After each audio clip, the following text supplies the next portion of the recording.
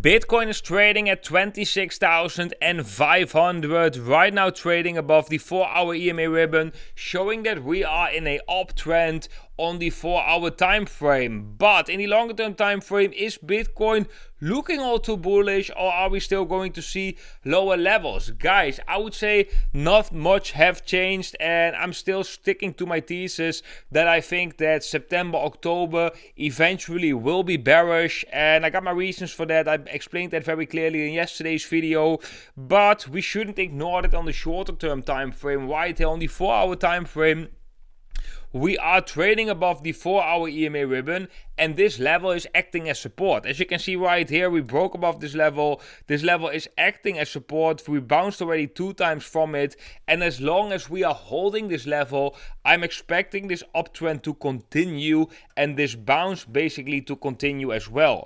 But yes guys, there is a but.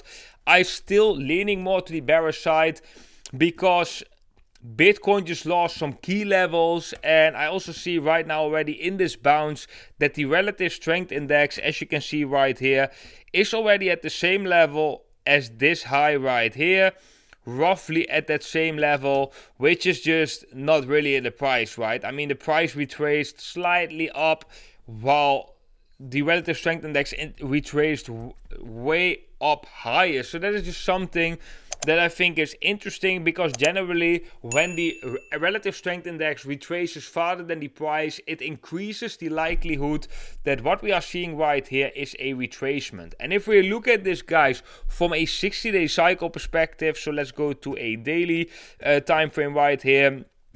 All these green arrows, these are 60-day cycle lows for Bitcoin. So roughly every 60 days, Bitcoin is going through a cycle. We're talking about that right here on the channel already for a long time, and because of the cycles, we actually could long Bitcoin right here at the bottom, and we also had a nice long position on this specific moment. So these 60-day cycles are very lucrative if you know how to use them correctly, and this was a 60-day cycle low that we have seen right here on the 16th or 17th of August, and the next 60-day cycle low will be at the 15th, 16th of October.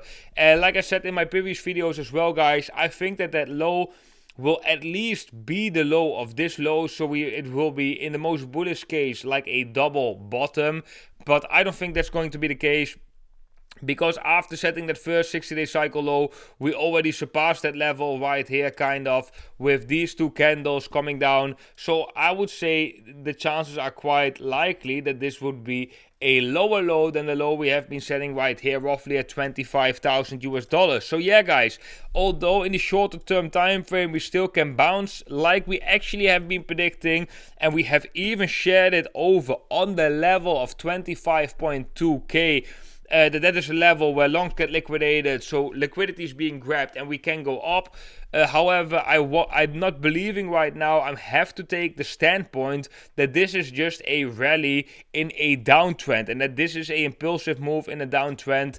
Yeah, I think it is better to have that type of perspective right now in the markets with everything that is happening. And whenever that is changing, whenever we can break back above these key levels that I've been pointing out in my previous videos, for example, the 21 weekly EMA, the 200 week moving average, once we can break above those levels again, hold above those levels, I'm going to flip in a more bullish bias. But as long as we are not seeing that, I'm going to have to lean a little bit more to the bearish side.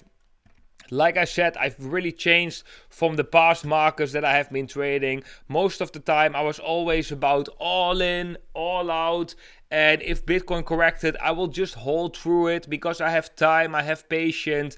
But right now, when my assets are actually way higher, my investments, my portfolio in US dollar terms is way higher than it was back in 2019.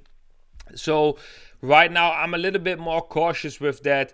I like to apply a little bit more risk management, right? And when we're right now seeing an increased risk, I'll put a big part of my portfolio in stable coins and leave a big part also in Bitcoin, right? So if Bitcoin drops lower, I can buy more Bitcoin with the stables that I just put aside, right? If we don't drop lower and we go up, I have less risk because I can always re-enter my position for a worse entry, but at least I have lower risks. So in that case, you can sometimes get exposure to a lot of gains, but also get that exposure because there's nothing for free in life, guys. Also get that exposure to a small loss, but at least your risk is way lower than if you think in these black and white terms. All in, all out, just wait, patience. So yeah, guys, that's what I'm learned, so that's what I'm applying. So I'm expecting the next 60-day cycle low to be lower than this, lower than 25k, and we might even don't get a high above this high right here at roughly at 28,000 US dollars. It's possible that this was the high of the 60-day cycle.